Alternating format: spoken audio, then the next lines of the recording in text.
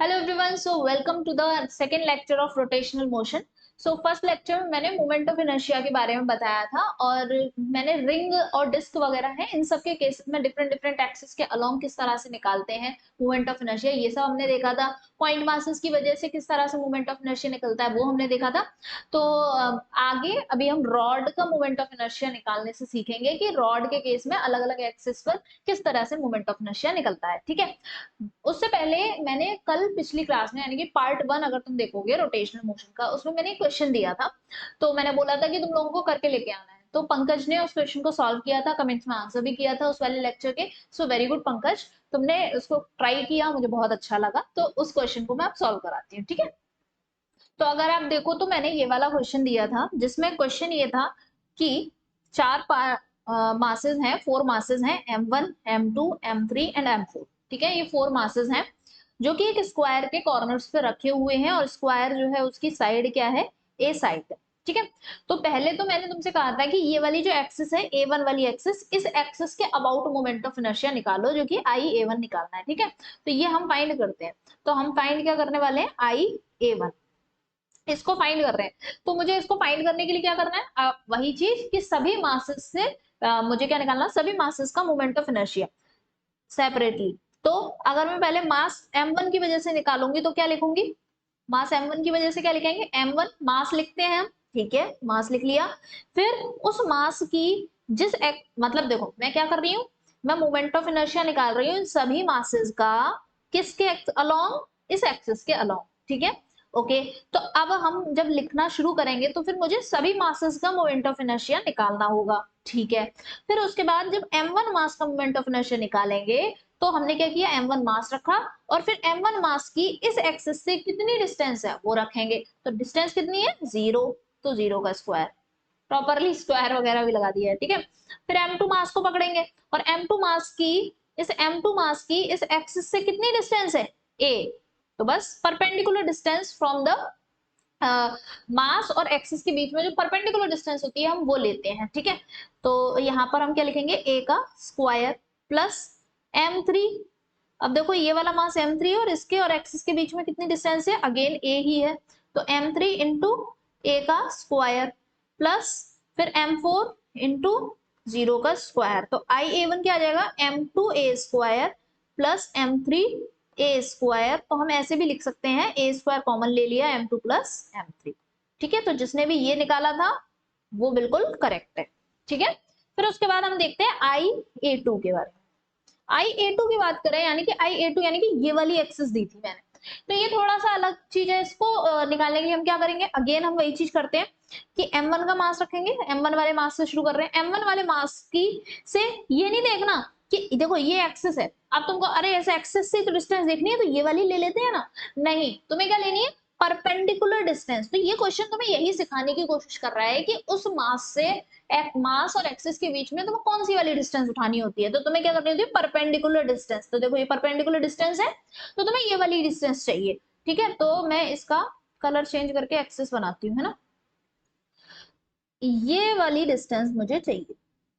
अब तुम्हें अगर याद हो, रुको एक मिनट, ये हम मैंने से बना दिया। ठीक है, अब तुम्हें अगर याद हो तो मैंने तुमसे कहा था कि जैसे अगर ये एक क्वेश्चन में मैंने पहले समझाया था कि अगर साइड ए होती है स्क्वायर की, तो ये वाली साइड जो है ये पूरी कितनी हो जाती है, a√2।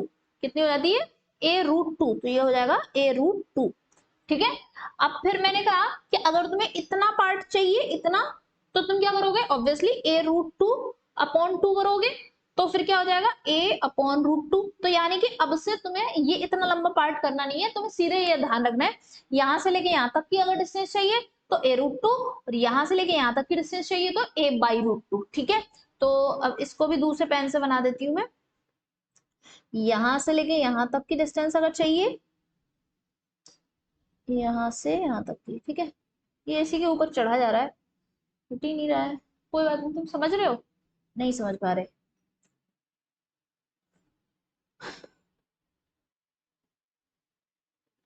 यहां से यहां तक की जो डिस्टेंस होगी दैट डिस्टेंस इज a/√2। तो कुछ डेटा जो है ना वो ऐसे याद रख लिया करो है ना। याद रखने से क्या होता है कि तुम्हारी कैलकुलेशन जो है वो जल्दी हो जाती है, तो ये चीज ध्यान रखेंगे। a/√2, तो हमारे पास a/√2 आ चुका है, तो m1 फिर a/√2 का स्क्वायर प्लस m2 से कितनी डिस्टेंस है इस एक्सिस की, m2 ही एक्सिस पे ही है, तो m2 इंटू 0 का स्क्वायर प्लस m3 की कितनी डिस्टेंस है, यस यही a/√2 ही रखेंगे, तो a/√2 का स्क्वायर प्लस m4 से, m4 भी एक्सेस पर ही है तो फिर वो 0 ही हो जाएगा, ठीक है। तो इसको उठा के यहीं रख लेते हैं, दिख रहा है तुम्हें, ठीक है।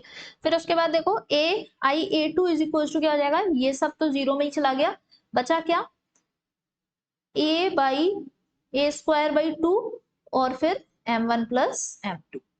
समझ गए क्या किया मैंने, ये a²/2 हो जाएगा जो कि कॉमन ले लिया, फिर m1 प्लस, सॉरी m2 नहीं m3, है ना, m3 आएगा। ओके, तो this is the correct answer. Okay चलो अब हम बढ़ते हैं उस पे जो हमें आगे नेक्स्ट लेक्चर में शुरू करना है। तो हमारा नेक्स्ट पार्ट क्या था, मुझे रॉड के बारे में तुम्हें बताना था। तो यूनिफॉर्म रॉड है ये हमारे पास, रॉड, ठीक है, ये हमारी क्या है, रॉड है एक, रॉड। तो रॉड जैसे कि ये पेन दिखाई दे रहा है, तुम इस पेन को समझ, ये पेन ये दो, है ना, ऐसा समझ लो, ये रॉड जैसा ही तो स्ट्रक्चर है एक, ठीक है। तो अगर सपोज करो कि कोई एक्सिस यहां से पास हो रही है ऐसे, ये एक्सिस है वाइट, ये ऐसे करके, अब देखो यहाँ हाथ रख के समझाती हूँ, है ना। हम्म, तो एक्सेस यहाँ से ऐसे पास हो रही है, तो मैं इसे यहाँ से इस एक्सेस के अबाउट घुमाना चाहती हूँ, तो मैं कैसे घुमा सकती हूँ, इस एक्सेस के अबाउट अगर घुमाना, देखो इस एक्सेस के अबाउट अगर घुमाना चाहती हूँ तो कैसे घूमेगा, ऐसे करके, ठीक है, इस एक्सिस के अबाउट ये ऐसे घूमेगा। समझ में आ रही है कि बात, रॉड कि अगर उसके जैसे ये अगर रॉड हो जैसे यहाँ पे, तो ये इसका कैप लगा है, स्पैन का जो है यहाँ पे कैप लगा है, तो मैं ये कह रही हूँ कि ये अगर यूनिफॉर्म रॉड है, बिल्कुल एक जैसी ही है पूरी, यूनिफॉर्म थिकनेस की, यूनिफॉर्मली मास इस पे डिस्ट्रीब्यूटेड है, ठीक है। तो इसका सेंटर ऑफ मास ऑब्वियसली तुम यही तो कहोगे कि बिल्कुल इसके बीच में होगा, मिड में, ठीक है। तो ऐसी एक्सेस जो ऐसे करके परपेंडिकुलरली इसके सेंटर ऑफ मास से जा रही है, देखो ये जो एक्सेस ऐसे जा रही है, ऐसे करके जाए या फिर ऐसे करके जाए, ये एक ही बात है, ठीक है। इसके सेंटर ऑफ मास से ऐसे जाए या फिर सेंटर ऑफ मास से ऐसे जाए, ये एक ही बात है, ठीक है। तो फिर क्या होगा, ये इस तरह से पेन को ऐसे ऐसे करके हम घुमा सकते हैं, ये ऐसे रोटेशन हो रहा है, ठीक है। तो मैं अगर इसको ड्रॉ करूं तो कैसे एक्सेस होगी, ये वाली एक्सेस है जो मेरी इसके सेंटर से जा रही है, ठीक है। तो जब ये घूमेगा तो इस तरह से रॉड घूमेगी, ठीक है। और दूसरी एक और एक्सेस हम पढ़ते हैं जो कि इसके एज से गुजरती है, एज से, यहाँ एज से गुजरती है। एज से गुजरने का मतलब ये है कि अगर ये रॉड है, एक्सेस कहां से गुजर रही है, यहाँ से, अब अगर एक्सेस यहाँ से गुजर रही है, ये व्हाइट वाली क्या है, एक्सेस है, तो फिर पेन कैसे घूमेगा, ये एक्सेस है, इसके एज से ही गुजर रही है, तो पेन कैसे घूमेगा, ऐसे, मतलब रॉड जो है वो ऐसे घूमेगी। अब ये एक चीज को मैं नीचे रख देती हूँ, तुम समझ लेना, ठीक है। एक्सेस जो थी हमारी क्या है, एक्सेस यहाँ से गुजर रही थी, तो पेन ऐसे घूमेगा, ये वाले तरीके से, है ना, ऐसे करके घूम रहा है। तो तुम समझ रहे हो ना, पहले हम कैसे घुमा रहे थे, यहाँ बीच में पकड़, यूं घुमा रहे थे, और अब कैसे घुमा रहे हैं, ये वाले तरीके से, ऐसे ऐसे तुम भी करके देखना, तो तुम्हें थोड़ी सी चीजें समझ में आएंगी, ठीक है। तो अब मैंने कहा कि भाई ये वाली मेरी क्या है, ये मेरी आई एक्सिस मैंने मान ली, और ये इसके अलोंग आई डैश, ठीक है। ये एक रॉड है जिसकी लेंथ है एल, जिसकी लेंथ क्या है, एल, एल लेंथ है इस रॉड की, इस रॉड का मास है एम। तो अगर मैं आई जो मास, ये जो सेंटर ऑफ मास है, यहाँ पे इसका सेंटर ऑफ मास है, तो I is the axis, I जो एक्सिस है वो, I moment of inertia along the axis, वो क्या है, एक्सिस पासिंग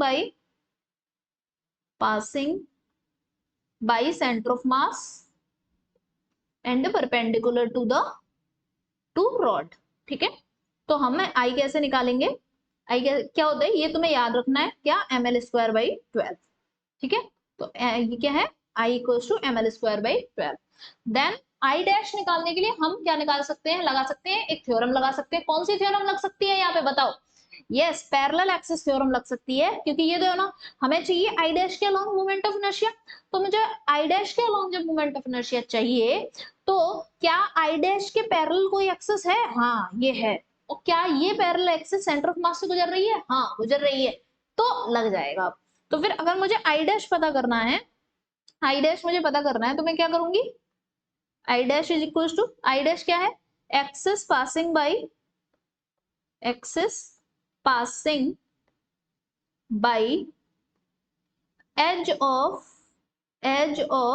रॉड, ठीक है, रॉड की एज से पास कर रही है, तो I dash will be equal to, हम क्या लिख सकते हैं भाई, अगर मैं I C M plus M X square वाला काम करूं, क्या कराया मैंने? ये पैरेलल एक्सिस थ्योरम लगाई है, तो आई सी एम क्या है? M L square by 12 plus M mass रखा, एक्स क्या होगा इस बार बताओ क्या होगा? ये होगा एक्स, ठीक है, this is the x.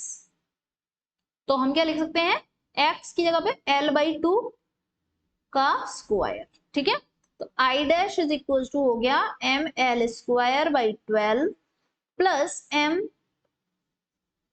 L square by 4, ठीक है। तो अगर मैं इसका एलसीएम लेके अगर लिखूंगी तो ये हो जाएगा एम एल स्क्वायर बाई,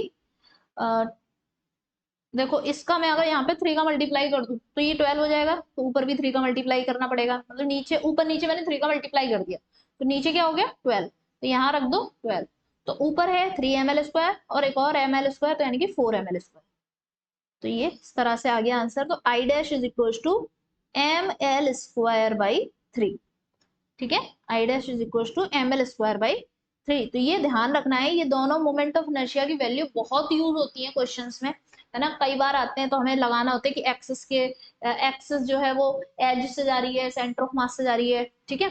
तो यहाँ पे ये हो गया। जब तुम आगे टॉर्क वगैरह पढ़ोगे ना, तो आगे कॉन्सेप्ट पढ़ोगे, मूवमेंट ऑफ इनर्शिया आना बहुत बहुत ज्यादा जरूरी होता है, तुम्हें क्रिस्टल क्लियर होना चाहिए मूवमेंट ऑफ इनर्शिया निकालना, ठीक है। तो I dash equal to M L square by 12 आ गया। अच्छा, इस केस में के डैश सॉरी के की वैल्यू बताओ, के क्या था हमारा? रेडियस ऑफ गायरेशन, तो के इज इक्वल टू क्या हो जाएगा? हम क्या करते थे इसके लिए? M K square is equal to आई, ठीक है, तो इक्वल टू क्या लिख देंगे? एम एल स्क्वायर बाई 12, तो के इज इक्वल टू हो जाएगा एम से M cancel, L by root 12, ठीक है, एल बाई अंडर रूट 12। अब अंडर रूट 12 को तुम चाहो तो बाहर निकाल सकते हो, 2√3 भी लिख सकते हो, ठीक है। फिर उसके बाद यहाँ पर अगर मैं इसकी बात करूं, इस वाले केस में के डैश की वैल्यू निकाले, सॉरी नॉट द के डैश, के, ठीक है, के अगर मैं यहाँ से फाइंड करना चाहूं तो मैं क्या करूंगी कि भाई M K square is equal to M L square by 3, तो के इज इक्वल टू हो जाएगा एल बाई अंडर रूट 3, ठीक है,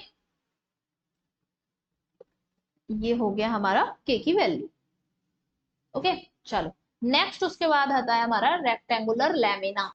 रेक्टेंगुलर सी चीज कैसे होती है, जैसे कि तुम इसे देख सकते हो ना, वैसे तो ये थिक है, लेकिन तुम्हें थिक वाली बात पे ध्यान मत दो, तुम बस ये देखो, ये रेक्टेंगुलर हो गया, ठीक है, ये लेंथ हो गई इसकी, ठीक है, तो लेंथ अब मैं इस पर ड्रॉ कर रही हूँ, देखो ये मेरी क्या हो गई? लेंथ एल, ठीक। फिर उसके बाद ये क्या हो गई? ये इसकी ब्रेड्थ हो गई, तो ये इसकी ब्रेड्थ हो गई, बी से लिख देते हैं, ब्रेथ, लेंथ और ब्रेथ मैंने बना दी, ठीक है। अब कोई एक्सिस है जो कि इसके सेंटर, ये इसका सेंटर ऑफ मास है, ये क्या है? सेंटर ऑफ मास, इस सेंटर ऑफ मास से पास कर रही है और परपेंडिकुलर टू द प्लेन है, यानी कि अगर मैं इसको ऐसे रखूं, तुम इसकी थिकनेस नहीं देखना अभी, बस ये समझो कि लेमिना का मतलब होता है पतली सी शीट, ठीक है। मेरे पास कुछ भी ऐसा पतला सा था नहीं, पेज भी ले सकते हैं, पर पेज टिकता ही नहीं, वो यूं यूं करके नीचे गिरने लगता है, इसलिए मैंने इसको लिया। तो इसका मतलब ये है कि एक्सिस इसके सेंटर ऑफ मास, सेंटर से ऐसे गुजर रही है, तो अगर मैं तुम्हें सामने से दिखाऊं तो कैसे दिखेगा? यहाँ से जा रही है, यहाँ से जा रही है। अगर एक्सेस ये है तो ये कैसे घूमेगा बताओ? अब एक्सेस को तुम इमेजिन कर लेना, मैं इसको पकड़ के घुमाती हूँ, तो ये ऐसे ही तो घूमेगा इस एक्सेस के अबाउट, ये देखो ये, ठीक है, ये एक्सिस इस एक्सिस के अबाउट ऐसे करके ये घूमेगा।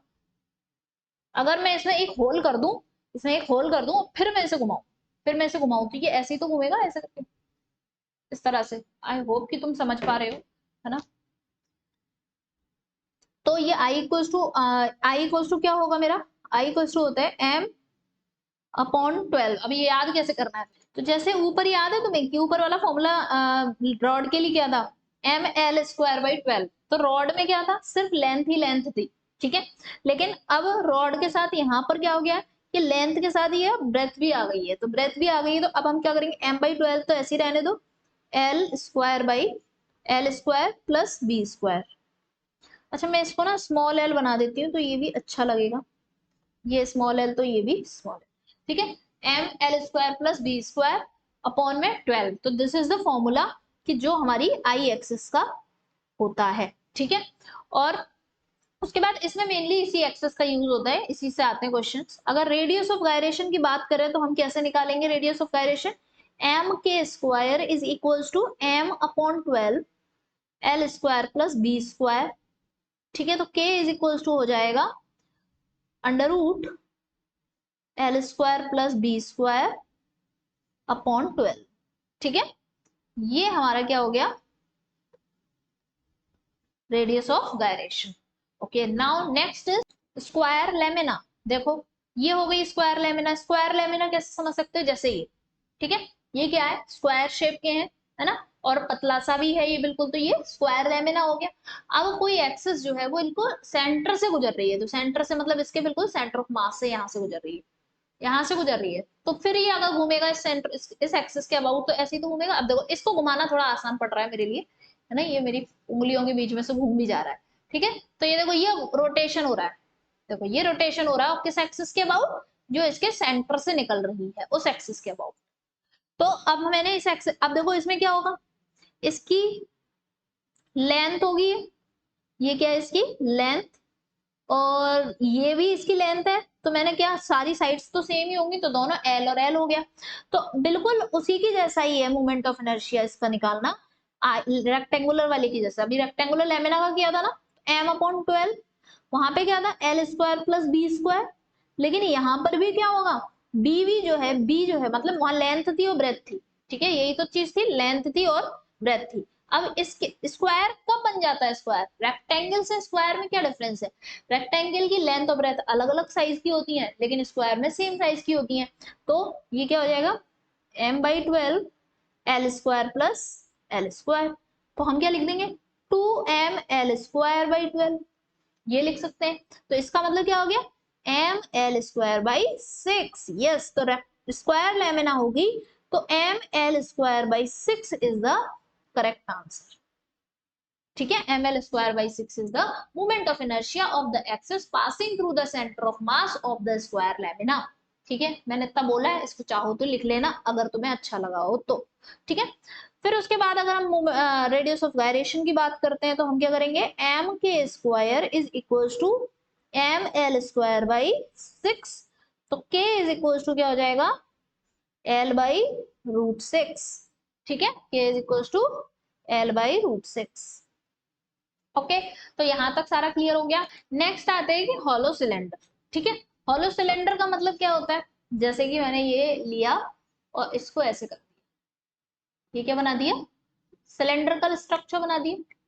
देखो अब ये मैंने एक सिलेंड्रिकल स्ट्रक्चर बना दिया, ठीक है, हॉलो है, अंदर से दिखाई दे रहा है, मेरी ऐसे दिखाई दे रही है, मेरी आंख नहीं दिख रही होगी तुम्हें, पर ये एक हॉलो सिलेंडर हो गया, अंदर से कुछ भी नहीं है इसके, है ना। चलो, तो यही क्या है हॉलो सिलेंडर। तो हॉलो सिलेंडर में क्या होता है कि भाई हमारे पास ये लेंथ होती है इसकी, ठीक है, और उसके पास रेडियस भी होती है। तो हॉलो सिलेंडर को अगर तुम ऊपर से देखो, यानी कि अगर तुम यहां से देखो, सिर्फ मैं तुम्हें इतना पोर्शन दिखाऊं, तुम्हें ये ऐसे नहीं लग रहा कि रिंग है, देखो, क्या तुम्हें इसकी लंबाई के बारे में पता चल रहा है कुछ, तुम्हें बस रिंग रिंग दिखाई दे रही है, तो ये ऊपर से एक रिंग जैसा ही है। अब मैं तुम्हें ऐसे दिखाऊं बस, अब मैं तुम्हें ऐसे दिखाऊं तो तुम्हें क्या दिख रहा है कि अरे ये तो रॉड जैसा लग रहा है कि नहीं, रॉड जैसा नहीं लग रहा है ये, मतलब ऐसे करके देखो तो ये ऐसे तो लग रहा है कि एक सिंपल रॉड है, ठीक है।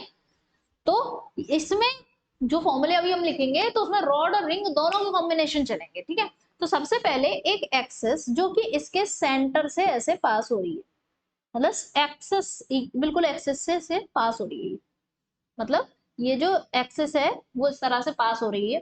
तो यही जनरली क्वेश्चंस में इस तरह से भी लिखा होता है। अगर कभी ऐसे लिखा हो कि कोई सिलेंडर है और एक्सिस ऑफ रोटेशन के अलोंग उसका मोमेंट ऑफ इनर्शिया निकालो, तो एक्सिस ऑफ रोटेशन उस टाइम पे हम यही वाली मान रहे होते हैं। ठीक है, तो this is the main axis of rotation. नहीं तो तुम ऐसे भी समझ सकते हो कि कोई भी सिलेंड्रिकल चीज होती है तो वो अपने आप कौन सी एक्सिस के अबाउट रोटेट कर रही होती है, तुम छोड़ दो अगर तो वो इसी एक्सिस के अबाउट तो रोटेट करती है जो मैंने बनाई है। ठीक है, तो इस एक्सिस के अबाउट अगर मैं इसका आई मान दूं, इसको मानूं, तो फिर इसके अबाउट मोमेंट ऑफ इनर्शिया क्या है, तो इसको जस्ट ऊपर से देखो, बिल्कुल जैसे रिंग दिखाई देती है, तो जैसे रिंग के सेंटर से जो जाती थी वही इसका मोमेंट ऑफ इनर्शिया है, that is I is equal to M R square. ठीक है, सबसे पहली बात। नंबर 2, अब कोई एक्सिस जो कि इसके किनारे से गुजर रही है इधर से। ठीक है, तो ये मैंने कहा कि भाई इसके अबाउट अगर मोमेंट ऑफ इनर्शिया निकालना है तो वो मान लेते हैं कि आई डैश। तो दूसरी चीज अगर तुम पता कर रही है कि आई डैश क्या होगा, तो आई डैश को ये समझ लो कि अगर तुम सिलेंडर, ये जो एक्सेस मैं बना रही हूँ, एक पहले एक्सेस तो मैंने इसके सेंटर से निकाली बिल्कुल, फिर दूसरी एक्सेस मैंने कहाँ बनाई, इसके किनारे पे ही बना रही हूँ।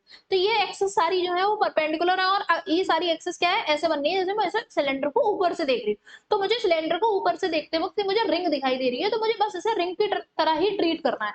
तो सेंटर से गुजर रही है तो एम आर स्क्वायर, और साइड से गुजरती है तो हमारे पास क्या था फॉर्मूला, 2mr²। कैसे आया था ये रिंग वाला केस जाके देखो एक बार। ठीक है, फिर उसके बाद थर्ड थर्ड मैंने कहा कि कोई एक्सिस है जो कि यहाँ पे इसका सेंटर ऑफ मास होगा, डेफिनेटली यहाँ पे इसका सेंटर ऑफ मास होगा ना।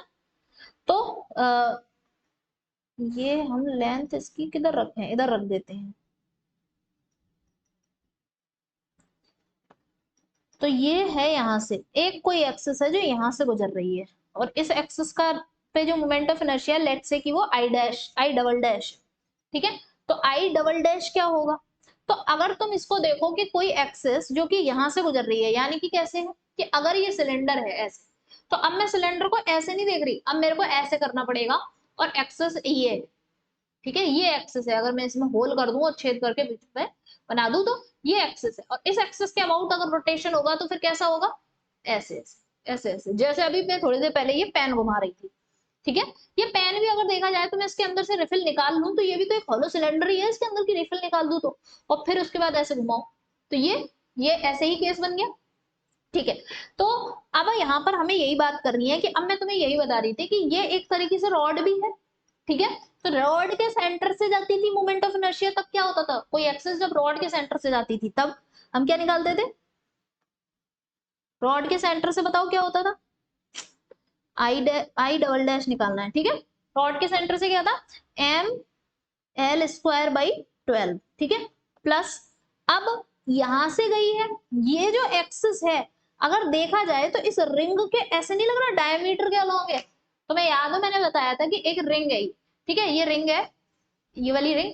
तो एक होगी एक्सिस हम ऐसे बना रहे हैं सेंटर से जाते हुए परपेंडिकुलर, हम एक एक्सिस ऐसे भी तो बनाते थे जो प्लेन में ही होती थी रिंग के, तो उस एक्सिस का मोमेंट ऑफ इनर्शिया क्या था, रिंग के प्लेन में ही जो सेंटर ऑफ मास से गुजर रही है, जो एक्सिस रिंग के प्लेन से, ये देखो यहाँ से मैंने तुम्हें बताया था, ये रिंग है ना, और इसके प्लेन में ही होती थी।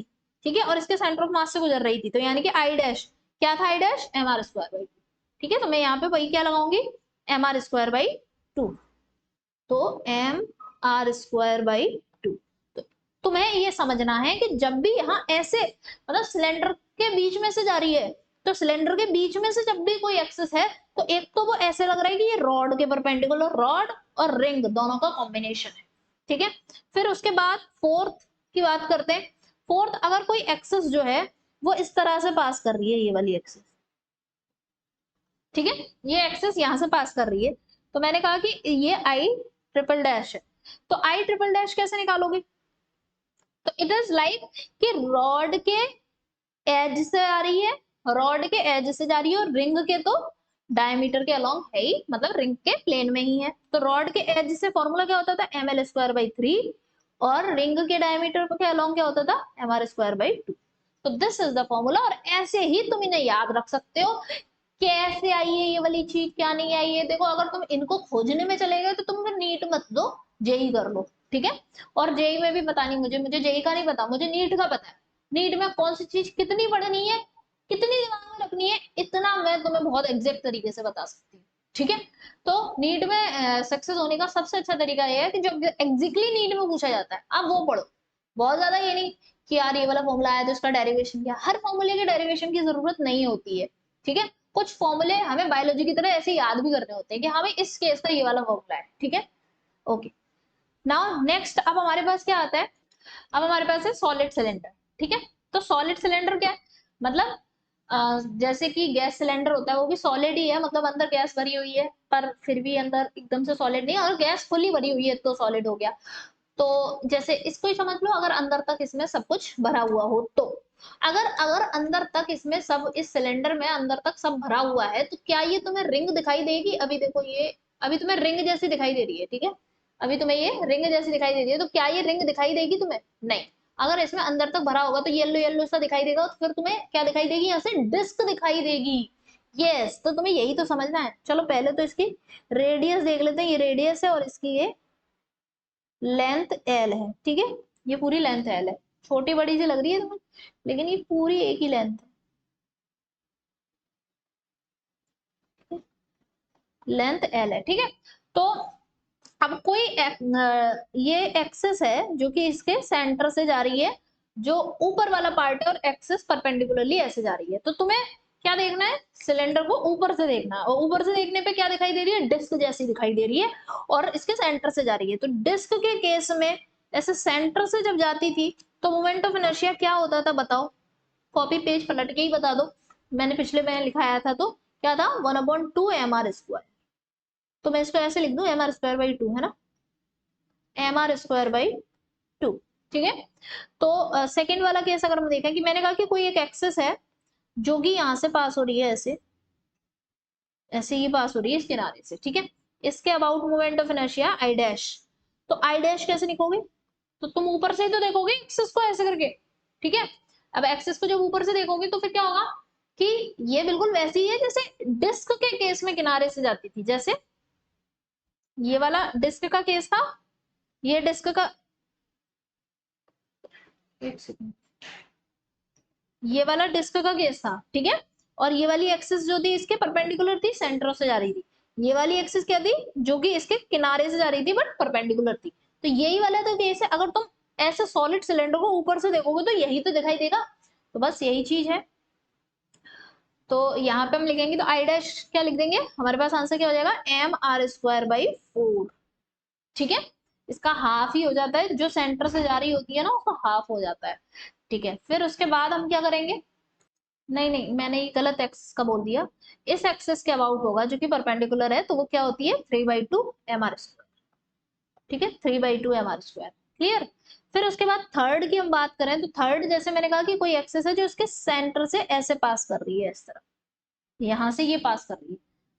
तो ये वाली मैंने कहा कि आई डबल डैश, तो आई डबल डैश कैसे निकालोगे, I double dash is the कि ये इसके सेंटर से जा रही है, यहाँ से सेंटर ऑफ मास से जा रही है, ठीक है। तो ये क्या कर रही है, जैसे कि जो लेंथ है सिलेंडर की उसको उसके मिड से जा रही है, ठीक है। तो ये तुम्हें रॉड वाला सीन दे रहा है ये, और ये जो हॉरिजॉन्टली जा रही है यानी कि ये डिस्क को के प्लेन में ही है, डिस्क के, ये जो डिस्क है इसके प्लेन में है, ठीक है। तो इसका मतलब क्या हो जाएगा, पहले तो रॉड वाली बात के हिसाब से लिखेंगे तो ml²/12, ठीक है, प्लस डिस्क के प्लेन में है तो अब हो जाएगा mr²/4।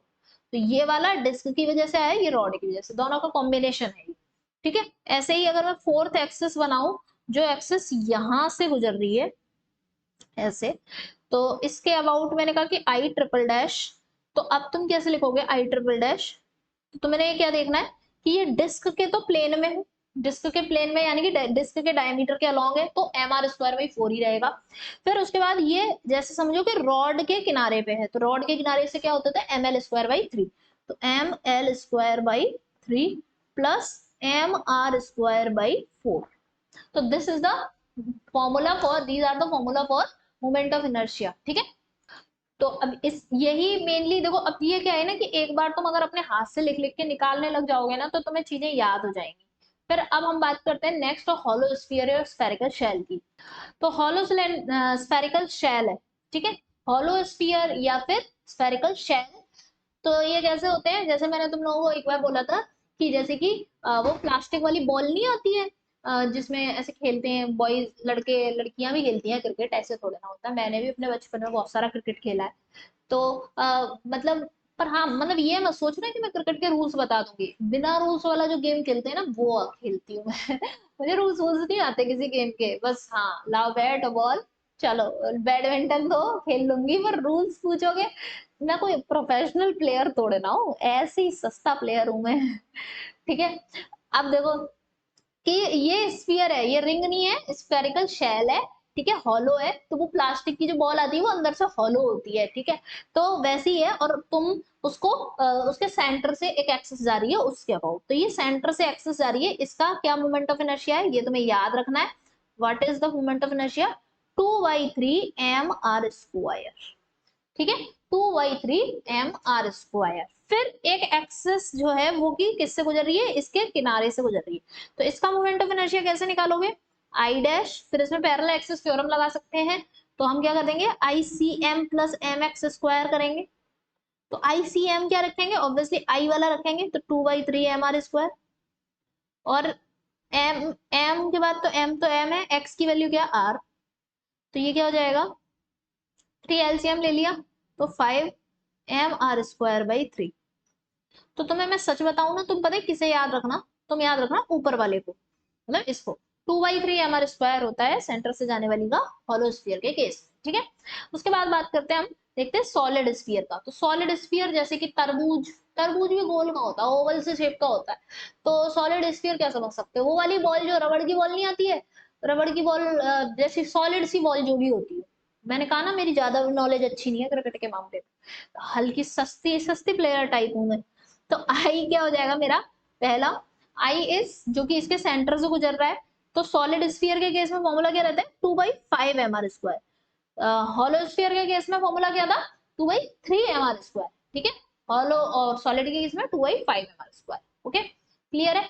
अब अगर मुझे इससे निकालना है ये वाली एक्सिस जो कि इसके किनारे से जा रही है, तो मैं क्या कर सकती हूँ, मैं इसका वही पैरेलल एक्सिस थ्योरम लगा सकती हूँ। तो क्या कर देंगे हम, I C M plus M X square. अब तो तुम्हें याद हो गई होगी, रट गई होगी, है ना। 2/5 mr², इतना निकलवा निकलवा के देख लिया है मैंने, mr²। तो ये हो जाएगा 7/5 mr²। This is the I dash.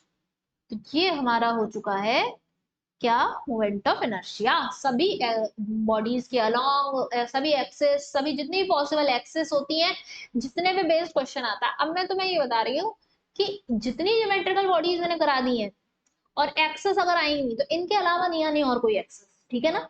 तो इनको ढंग से जरूर प्रैक्टिस कर लेना, क्योंकि क्वेश्चन आते हैं, ठीक है ना। चलो अब क्वेश्चन करते हैं हम शुरू। तो क्वेश्चन क्या कहता है मेरा कि टू थिन यूनिफॉर्म रॉड है, एक रॉड ए है जिसका मास m है और उसकी लेंथ है l, और रॉड बी है जिसका मास 3m है और उसकी लेंथ है 3l। Joint as shown in the figure, जैसे कि फिगर में दिखा रखा है, ऐसे ज्वाइन किया है। फिर उसके बाद find the moment of inertia, दोनों का मोमेंट ऑफ इनर्शिया निकालो अबाउट एन एक्सिस, एक एक्सिस के अबाउट जो कि पास कर रही है centre of mass of system of rods. इन दोनों रॉड्स को मिला के जो सिस्टम बन रहा है उसके सेंटर ऑफ मास से बताना है, perpendicular to the length, length के परपेंडिकुलर। तो हम कैसे करेंगे, तो सबसे पहले एक बात ये समझो कि ये जो रॉड है, सिर्फ एल लेंथ वाली रॉड देखना, इसका सेंटर ऑफ मास कहाँ होगा। अगर मैं पहले तो एक काम करती हूँ, तुम्हें बनाती हूँ तुम्हारे लिए।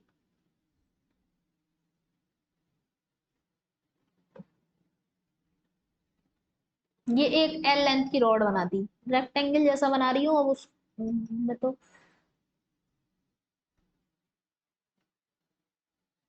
अरे सही नहीं बन पाता है।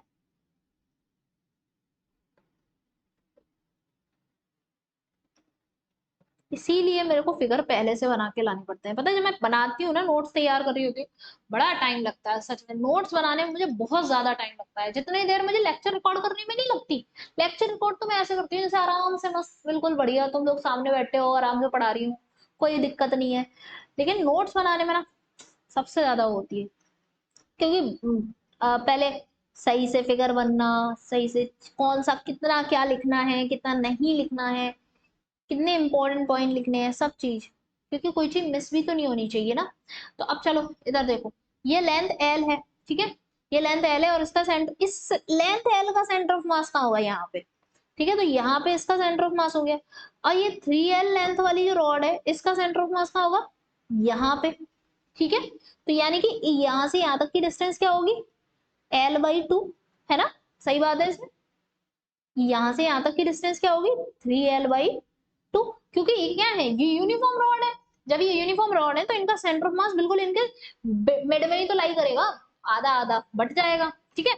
अच्छा, तो अब तुम्हें इन रॉड को ऐसे ट्रीट नहीं करना कि ये रॉड है, अब तुम्हें ऐसे ट्रीट करना है ये पॉइंट मास, तभी तो तुम इनका सेंटर ऑफ मास निकाल पाओगे।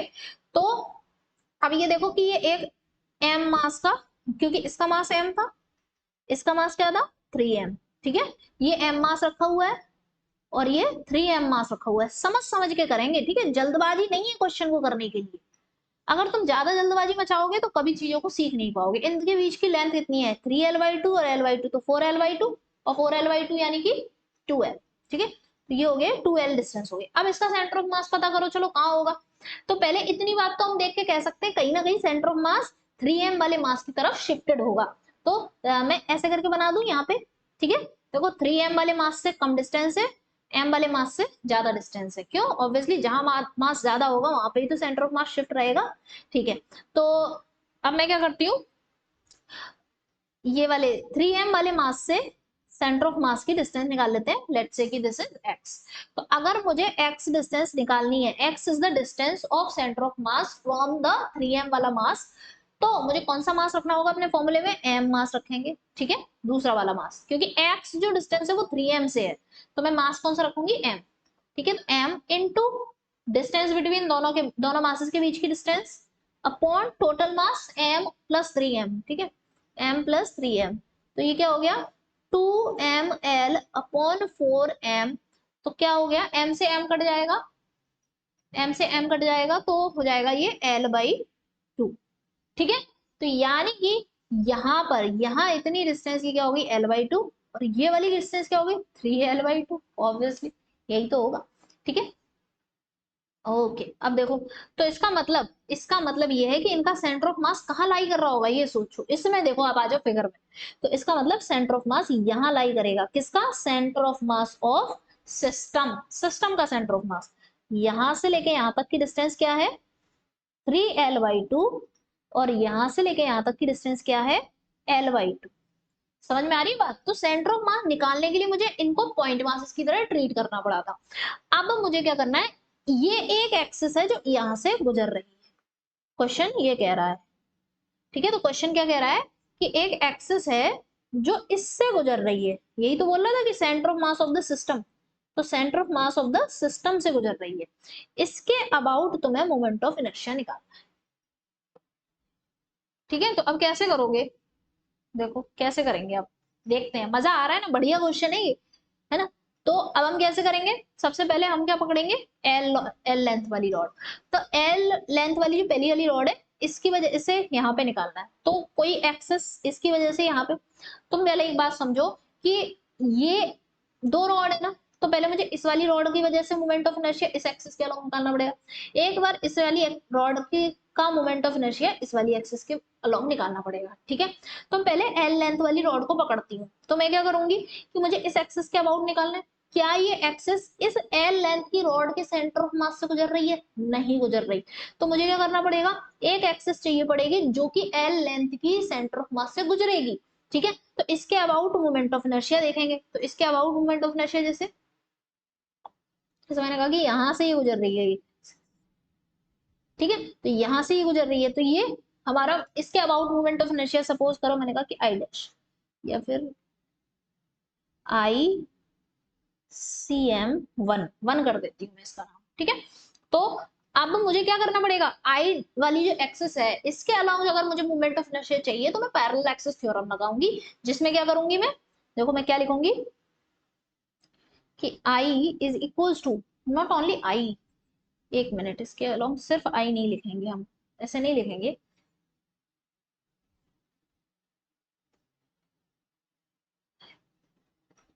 आई जो है, एक्चुअली बात क्या है कि ये जो आई एक्सिस है, यहाँ से ये वाली एक्सिस है, इसके अलोंग ये जो आई आएगा वो एल वाली लेंथ और 3l वाली लेंथ दोनों की वजह से आएगा। तो मैं ऐसे लिख लेती हूँ पहले कि एल प्लस आई 3l की वजह से, दिस इज इक्वल टू आई। ठीक है, अब समझ में आ जाएगा। फिर आई एल क्या होगा? I L is the moment of inertia due to length, rod of length L. ठीक है, इस वाली रॉड ऑफ लेंथ एल की वजह से इस एक्सिस पे कितना मोमेंट ऑफ इनर्शिया है, इस एक्सिस के अलोंग। तो पहले तो I C M 1 plus M X square, यही लगाएंगे। ICM1 क्या होगा? ये वाली रॉड लेंथ L जो है इसके सेंटर से जा रही है, तो ये क्या होता है ml स्क्वायर बाई 12 होता है ना। तो इसका मास m है, लेंथ L है, तो ml स्क्वायर बाई 12। तो ml स्क्वायर बाई 12। पता है तुम्हें, ऐसे लंबे क्वेश्चंस में कैलकुलेशन मिस्टेक के बहुत ज्यादा चांसेस रहते हैं, तो बहुत सावधानी से करेंगे। तो m मास रखेंगे रॉड का, x क्या होगा? यानी कि इसके सेंटर ऑफ मास से यहाँ तक की डिस्टेंस, जो कि कितनी है मैंने निकाल ली पहले, 3l/2। ठीक है, तो ये क्या हो जाएगा 3l/2 का स्क्वायर। तो ये क्या हो गया ml स्क्वायर बाई 12। देखो लेंथी लग रहा होगा, लेकिन अगर तुमने ये क्वेश्चन कर लिया ना तो ये समझ लो कि तुम्हारे बहुत अच्छे क्वेश्चन क्लियर, कॉन्सेप्ट क्लियर हो जाएंगे। ठीक है, तो ml स्क्वायर बाई 12 और 9ml स्क्वायर बाई 4। तो अगर मैं इसको करूं तो देखो हम कैसे करते हैं एलसीएम, इधर भी 3 कर दो, इधर भी 3 कर दो। क्यों कर रहे हैं? ताकि ये बेस में जो है ना वो सेम हो जाए। ये 12 हो गया तो सेम हो गया। ठीक है, ऊपर क्या हो गया 9 3 जा 27, तो नीचे ऊपर 27ml स्क्वायर, एक और तो 28ml square by 12। This is the moment of inertia जो कि अभी एल लेंथ वाली रॉड की वजह से हुआ है। फिर अब हम क्या करेंगे, 3l लेंथ वाली रॉड की वजह से निकालेंगे। तो आई 3l वाली रॉड की वजह से क्या होगा? अगेन वही बात कि 3l वाली रॉड की लेंथ जो 3l वाली जो रॉड है उसके वजह से अगर मुझे मोमेंट ऑफ इनर्शिया चाहिए इस एक्सिस के अबाउट, किस एक्सिस के अबाउट? ये सेंटर ऑफ मास से जा रही है। तो मुझे क्या करना पड़ेगा? पहले ICM2 ये निकालना पड़ेगा और फिर पैरेलल एक्सिस थ्योरम। ठीक, तो हम क्या करेंगे, ICM2 plus M X dash का स्क्वायर। ठीक है, तो ICM2 क्या होगा? m, अब m नहीं है मास। अब पकड़ने वाली बात ये है कि फॉर्मूला तो हम ml square by 12 ml square by 12 ये याद अगर रखे होते हैं। तो m क्या होता है? मास ऑफ द रॉड। यहाँ पे रॉड का मास क्या है? 3m। तो मेरे को क्या लगाना पड़ेगा फॉर्मूला? 3m। फिर उसके बाद लेंथ कितनी है उसकी? लेंथ कितनी है? 3l है पूरी लेंथ। तो ये देख रहे हो तुम, इतनी बारीकी ध्यान रखनी पड़ेगी, इसीलिए मैं ये धीरे धीरे करा रही हूँ ताकि तुम्हें समझ में आ जाए। ml square by 12। अब ये सेंटर ऑफ मास के अलॉन्ग हो गया। फिर उसके बाद m, x डैश क्या होगा? यही तो x डैश है, ये x डैश है, ये x। ठीक है, x डैश क्या हो गया? l/2। तो l/2 का स्क्वायर। अब इसको सॉल्व कर लो। ये देखो क्या हो जाएगा, 3 है रहा, 3 3 जा 9, स्क्वायर की वजह से 9 हो गया। 9 इंटू 3 तो यानी कि 27, 27ml square by 12 plus ml square by 4। अब तो ये फिर से और ज्यादा कॉम्प्लिकेट हो रहा है। तो अब यहाँ पर हम क्या करेंगे, फिर से यहाँ पर 3 का मल्टीप्लाई करेंगे, इधर 3 और इधर 3। तो ऊपर क्या हो गया 3ml स्क्वायर और इधर क्या हो गया 27ml स्क्वायर। तो यानी कि ये 30ml स्क्वायर बाई 12। ठीक है, तो अब तुमने क्या कर देना है, इन दोनों को जोड़ देना है। अब तुम्हें क्या करना है, इन दोनों को जोड़ देना है। ठीक है, तो I is equals to IL plus I3L। ठीक है, मैंने यही तो लिखा था। मैं बता रही हूँ ये क्वेश्चन जो है ना, ये सिर्फ क्वेश्चन नहीं है, दिमाग के दरवाजे खोलने वाला क्वेश्चन है। 28m, मैं पता है क्या करती हूँ, कहीं पे स्मॉल l बना देती हूँ, कहीं पे बड़ा वाला l बना देती हूँ।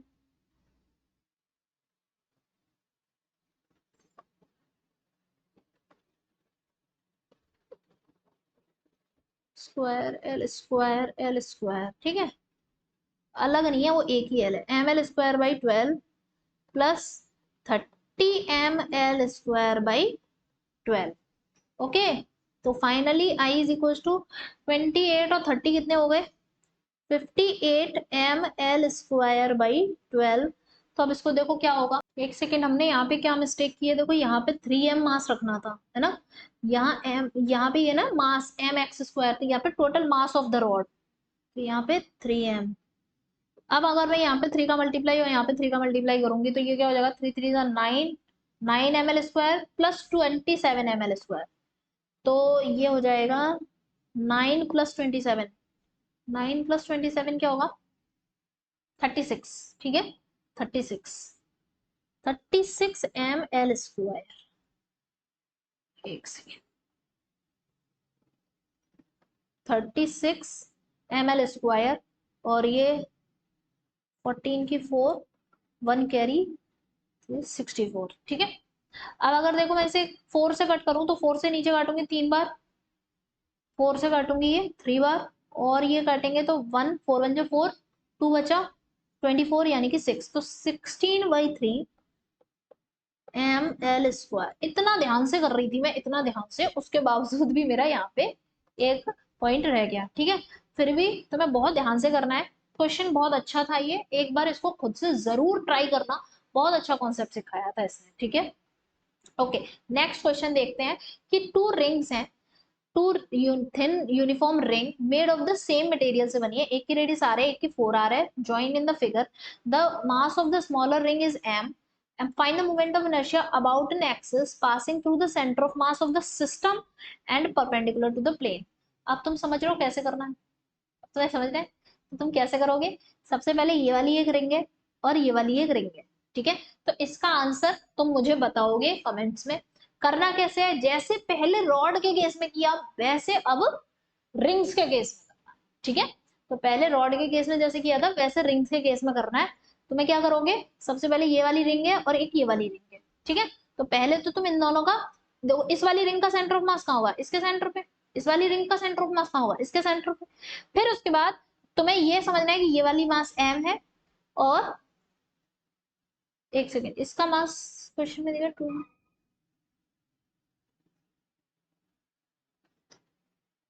तो अगर तुम देखो तो इस क्वेश्चन में इस बड़ी वाली रिंग का मास नहीं दिया, तो तुम कैसे निकालोगे, मास किसके डायरेक्टली प्रोपोर्शनल होगा, mass is directly proportional to the radius, mass is directly proportional to the radius, radius ज्यादा होगी तो मास भी ज्यादा होगा, जितना जितना रेडियस होगा उतना ज्यादा। तो अगर इसका मास m है तो इसका मास क्या है, 4m, ठीक है, इस तरह करेंगे। नेक्स्ट स्टेप तुम्हें क्या करना होगा, तुम्हें ये मानना है कि सारा मास m यहाँ रखा है और सारा मास 4m यहाँ रखा है।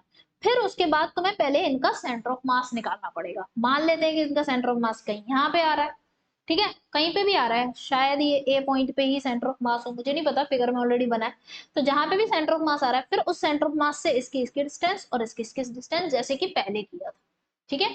फिर क्या किया था हमने कि इस वाली रिंग को पकड़ा था, इस वाली रिंग की वजह से मोमेंट ऑफ इनर्शिया, और फिर इस वाली रिंग की वजह से मोमेंट ऑफ इनर्शिया, तो दोनों की वजह से मोमेंट ऑफ इनर्शिया वहां पे निकाला जाता है, ऐड किया जाता है। तो जब इस वाली रिंग की वजह से मोमेंट ऑफ इनर्शिया निकालेंगे, दैट विल बी द, इसका मुझे सेंटर ऑफ मास से निकालना पड़ेगा और फिर पैरेलल एक्सिस थ्योरम लगानी है, ठीक है। तो जैसे पहले किया था वैसे ही इसे करना है। तो इस क्वेश्चन को सॉल्व करना, इसका आंसर मैं तुम्हें बता देती हूँ कि इसका आंसर है 85 mr², ठीक है। आंसर क्या है, 85 mr²। तो मुझे बताना कि किस किस ने इसको सॉल्व कर लिया, मुझे आंसर बताना नहीं चाहिए था ना, तभी तो पता चलता है किसने सॉल्व किया है। चलो कोई बात नहीं है, तुमने कर लेना, इसको सॉल्व करना बिल्कुल सेम डिट्टो उसी की तरह करना है, ठीक है। नेक्स्ट क्वेश्चन है कि ए सॉलिड स्फीयर, देखो नीट तो 2016 का क्वेश्चन है, एक solid sphere of mass m और रेडियस r। अब देखते हैं कि जो मैंने पढ़ा है उससे क्वेश्चन सॉल्व होते हैं कि नहीं, ठीक है।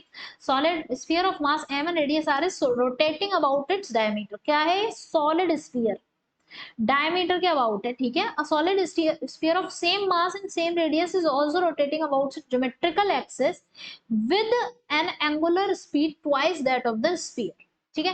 Ratio of the kinetic energy of the rotation will be. अब ये कहोगे कि ये तो मूवमेंट ऑफ एनर्जी का क्वेश्चन कहाँ है।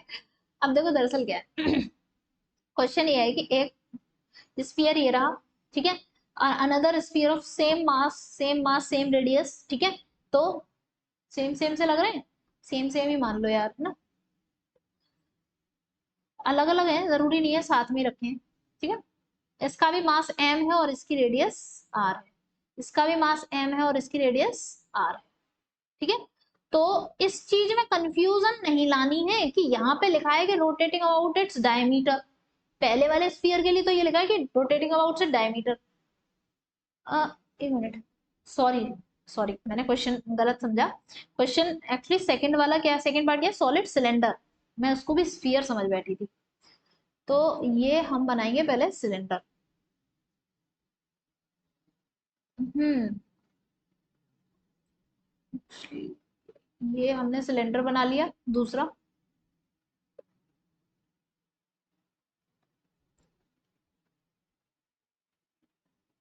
हाँ, इसका मास भी क्या है, सेम है और सेम रेडियस है, ये बोला है। ओके, ठीक है, इसका मास भी एम है और रेडियस है आर। ठीक है, तो ये अपनी डायमीटर के अबाउट घूम रहा है। Solid sphere of radius M, mass M and radius R is rotating about its diameter, यानी कि इस वाली एक्सिस के अबाउट घूम रहा है। सॉलिड स्फीयर है तो क्या होगा इसका, 2/5 mr²। ठीक है, ऐसे याद होना चाहिए। फिर उसके बाद सॉलिड सिलेंडर है जो कि also rotating about it's geometrical axis. मैंने तुमसे क्या कहा था, मैंने उस टाइम ये कहा था, मैंने कहा कई बार तुमसे ऐसे बोल दिया करेगा कि अपने मेन ज्योमेट्रिकल एक्सिस के अबाउट घूम रहा है। तो इस सिलेंडर के केस में जो ज्योमेट्रिकल एक्सिस होती है ना, वो यही वाली होती है। ठीक है, और इसका मोमेंट ऑफ इनर्शिया मैंने क्या बताया था, ये क्या है, सॉलिड सिलेंडर लिखा है, सॉलिड सिलेंडर। ठीक है, यहाँ पे ये क्या है, सॉलिड सिलेंडर, और सॉलिड सिलेंडर ऊपर से देखने में कैसा लगता है, डिस्क के जैसा। ठीक है, तो इसके अबाउट मोमेंट ऑफ इनर्शिया क्या होगा, इसके about moment of inertia will be mr² by 2। ठीक है, mr²/2। ठीक है, ओके। तो अब हमें अब दोनों के मोमेंट ऑफ इनर्शिया मिल गए। क्वेश्चन तो मोमेंट ऑफ इनर्शिया का था नहीं, क्वेश्चन तो ये पूछ रहा है कि आपको इनकी काइनेटिक एनर्जी बतानी है। तो तुम्हें एक बात मैंने बताऊं कि kinetic energy is equal to क्या होता है, kinetic energy equal to half mv² होता है, हमने ये फॉर्मूला पढ़ा है। ठीक है, कब होता है, जब हम ट्रांसलेशन मोशन कर रहे होते हैं, अभी इसके बारे में आगे पढ़ेंगे। ठीक है, ये कब होता है, जब ट्रांसलेशन मोशन कर रहे हैं, ट्रांसलेशन मोशन। लेकिन अगर रोटेशन मोशन है तो रोटेशन मोशन में यही फॉर्मूला क्या बदल जाता है, एक्चुअली ये आगे का पार्ट है, वो मैंने क्वेश्चन यहीं पे डाल दिया है। रोटेशन मोशन में यही फॉर्मूला क्या बन जाता है, काइनेटिक एनर्जी इक्वल्स टू 1/2। मैंने क्या कहा था, जो रोल मास का ट्रांसलेशन मोशन में होता है वो रोल रोटेशन मोशन में कौन निभाता है, आई। और जो वेलोसिटी है उसकी जगह, वी वेलोसिटी की जगह में क्या आ जाता है, ओमेगा²। ठीक है, तो kinetic energy will be directly proportional to I and ओमेगा²। तो अब kinetic energy of sphere upon kinetic energy of cylinder is equal to moment of inertia of sphere upon moment of inertia of cylinder. ठीक है, और omega of sphere और omega of cylinder, बस ऐसे निकालना है। तो moment of inertia of sphere क्या था, 2/5 mr², 2/5 mr²। ठीक है, और नीचे क्या है ये इसका, mr²/2। फिर उसने क्या बोला है कि solid cylinder of same mass and radius is also rotating about it's geometrical axis with N angular speed twice of the sphere. यानी कि ये है कि angular speed of cylinder is twice of angular speed of sphere. ठीक है, ये है। तो अगर मैं एंगुलर स्पीड ऑफ स्फीयर को ओमेगा ऐसे लिखा रहने दूं और ओमेगा सी की जगह पे ले लिख दूं कि 2 ओमेगा s²। ठीक है, तो अब देखो क्या क्या कट रहा है, ये सब कट गया, ओमेगा s² ये कट जाएगा। अब क्या बचता है, kinetic energy of sphere upon kinetic energy of cylinder. ठीक है, तो इसको कैसे लिखेंगे, तो ऊपर रह गया 2/5 और फिर ये नीचे 1/2। अब ये क्या किया है मैंने, ये 2/5 है। ठीक है, ये नीचे 1/2 ही तो है ना, तो 1/2 इधर, ये ऐसे और ये ऐसे। ठीक है, ये वाला काम किया है बस। फिर उसके बाद यहाँ पर हमें क्या मिल रहा है, 2 का स्क्वायर भी है तो यानी कि 4 आ जाएगा। ऐसे भूल रहे हो तो समझ नहीं पा रहे हो तो 2 का स्क्वायर, कौन से 2 का स्क्वायर, इस वाले 2 का स्क्वायर है ये। ठीक है, तो ये तो यहाँ पे इसके साथ 1 वाले के साथ मल्टीप्लाई में था ना ये, तो थोड़ा कैलकुलेशन का ही खेल है। ठीक है, और कुछ भी नहीं है। तो देखो अब तुम अगर ध्यान दो तो इससे ये इससे कैंसिल हो गया। तो kinetic energy of sphere upon kinetic energy of cylinder is equal to 1/5। तो रेशियो क्या आएगा, स्फीयर अपॉन सिलेंडर का ही निकालना है, स्फीयर अपॉन सिलेंडर, तो क्या आ जाएगा 1/5। तो आंसर क्या हो जाएगा, B is the correct answer. ठीक है, आगे वाले देखो, अभी मूवमेंट ऑफ इनर्शिया का ही खेल था सारा। ठीक है, चलो नेक्स्ट क्वेश्चन देखते हैं। अगला क्वेश्चन मेरा क्या कह रहा है कि एक लाइट रॉड है of length L has two masses m1 and m2। इस क्वेश्चन को देखो, है ना, तो लाइट रॉड है जिसकी लेंथ एल है, उस पे दो मासेस हैं m1 m2 attach to the two ends, दोनों एंड्स पे अटैच्ड है। तो मोमेंट ऑफ इनर्शिया निकालना है हमें इस सिस्टम का about an axis perpendicular to the rod and passing through the centre of mass. तो यानी कि क्या है कि एक कोई रॉड है, पर ये रॉड कैसी है, लाइट रॉड है, मतलब इसका खुद का कोई मास है नहीं ज्यादा। तो ये एक मास यहाँ है, एक मास यहाँ पर इसके है, इस रॉड का मास नहीं है, ये लाइट रॉड बोलने का यही मतलब है। अब ये दोनों मास है बस m1 और m2। ठीक है, इन दोनों का कुछ सेंटर ऑफ मास होगा, मैंने कहा मान लो कि यहाँ पे ये सेंटर ऑफ मास है। ठीक है, तो इस सेंटर ऑफ मास से जो एक्सिस पास हो रही है, इसके अबाउट मोमेंट ऑफ इनर्शिया पूछा है, इसके अबाउट मोमेंट ऑफ इनर्शिया पूछा है, तो कैसे निकालेंगे। तो ऑब्वियसली तुम्हारे पास अगर ये वाली डिस्टेंस हो, अगर ये x1 और ये x2 डिस्टेंस हो तो निकाल सकते हो। तो x1 डिस्टेंस क्या होगी, m2, और अगर मैंने कहा कि ये टोटल डिस्टेंस जो है वो x है, m2x upon m1 plus m2। ठीक है, x2 क्या है, सेंटर ऑफ मास में देखो मैंने तुम्हें समझाया था ना कि हम कैसे निकालते हैं ये सब, अभी अभी ऊपर भी बताया था। तो x1 x2 मैंने निकाल लिए। फिर उसके बाद I is equal two point masses है, ये कोई ज्योमेट्रिकल बॉडीज तो है नहीं कि मैं इसके सेंटर ऑफ मास के अक्रॉस, जो पैरेलल एक्सिस थ्योरम थी वो सब कब लगती थी, जो कोई ज्योमेट्रिकल बॉडीज होती हैं, रॉड, रिंग, स्फीयर, डिस्क, इन सब के केस में लगती थी। लेकिन पॉइंट मास के केस में ये पैरेलल एक्सिस थ्योरम वाला कॉन्सेप्ट थोड़े ना लगाना है कि तुम पहले इसके सेंटर ऑफ मास के अक्रॉस निकालो। अरे इसका m1 मास का खुद का क्या सेंटर ऑफ मास, ये तो खुद ही यहीं पर ही है। ठीक है, यहीं पर ही है, और इसी एक्सिस के अबाउट निकालूंगी तो जीरो आएगा ना, अगर मैं इसी के अबाउट आईसीएम टाइप्स करने की कोशिश करूं तो मैं तुम्हें बता रही हूँ, मेरे माइंड में ये आए कि जैसे अभी आपने पहले भी तो किया था, आईसीएम करती थी फिर एम एक्स स्क्वायर करती थी, यहाँ पे आईसीएम की जरूरत ही नहीं है, क्योंकि वो खुद बिल्कुल उसके मेन वो खुद ही पॉइंट मास है, तो ऐसे केस में जरूरत नहीं होती है। तो m1 x1 का स्क्वायर प्लस m2 x2 का स्क्वायर। अब ये तो बड़ा कॉम्प्लिकेटेड सा दिख रहा है, देखो क्या करेंगे, m1 x1 का स्क्वायर यानी कि देखो m1 m2 x upon m1 plus m2 का square plus m2 m1 x upon m1 plus m2 का स्क्वायर। ठीक है, तो अगर तुम ध्यान दो, ये इसका स्क्वायर और इसका स्क्वायर ये चीज कॉमन है। ठीक है, तो हम इस चीज को बाहर ले सकते हैं, है ना। और क्या चीज कॉमन ले सकते हैं, ये इतना पार्ट कॉमन है, इतना पार्ट है ना। और अगर तुम एक चीज नोटिस करो, तो अब क्या करेंगे हम, तो तुम क्या नोटिस कर रहे हो कि अगर इसमें से पहले मैं इतना पार्ट जो कॉमन है वो बाहर निकाल लेती हूँ। ठीक है, तो x square upon m1 plus m2 का स्क्वायर मैंने कॉमन ले लिया, क्या बचा, पहले वाले पार्ट में यही तो बचा m1 और m2 का स्क्वायर, m1 और m2 का स्क्वायर। दूसरे वाले पार्ट में क्या बचा, m2 और m1 का स्क्वायर, यही बचा। फिर अब हम क्या कर सकते हैं, m1 m2 देखो फिर से कॉमन लेंगे, m1 m2 कॉमन ले लिया, नीचे m1 प्लस m2 का स्क्वायर, फिर ये एक्स स्क्वायर तो था ही, अब अंदर क्या बचेगा, देखो m1 m2 इसमें से आ गया बाहर, तो अंदर क्या रह गया, सिर्फ m2, एक m2 रह गया, m2 प्लस इधर क्या रह गया m1।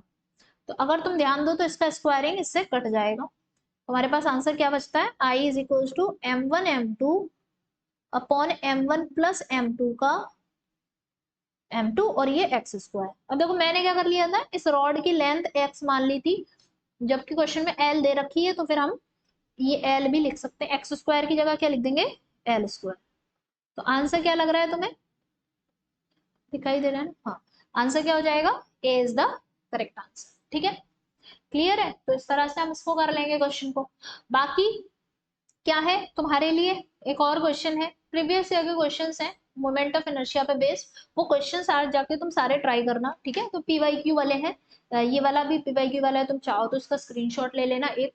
ठीक है, और ऐसे ही ये कुछ क्वेश्चंस हैं ये सारे पीवाईक्यू वाले, बेसिक्स है। अभी ये बताओ चलो, इसको ऐसे ही देख लेते हैं कि analog of mass in rotational motion, मतलब रोटेशनल मोशन में मास का एनालॉग कौन है? ऑब्वियसली कौन है? मोमेंट ऑफ इनर्शिया, है ना।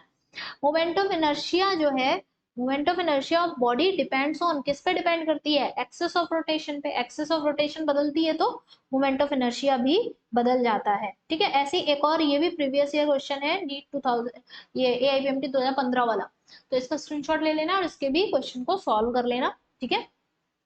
तो पीवाईक्यू मोमेंट ऑफ इनर्शिया पे बेस कर लेना। नेक्स्ट लेक्चर में हम टॉर्क स्टार्ट करेंगे, ओके। सो आई थिंक कि आई होप कि तुम लोगों को अच्छे से समझ में आ गया होगा और तुम लोग प्रॉपरली क्वेश्चन प्रैक्टिस कर रहे होगे।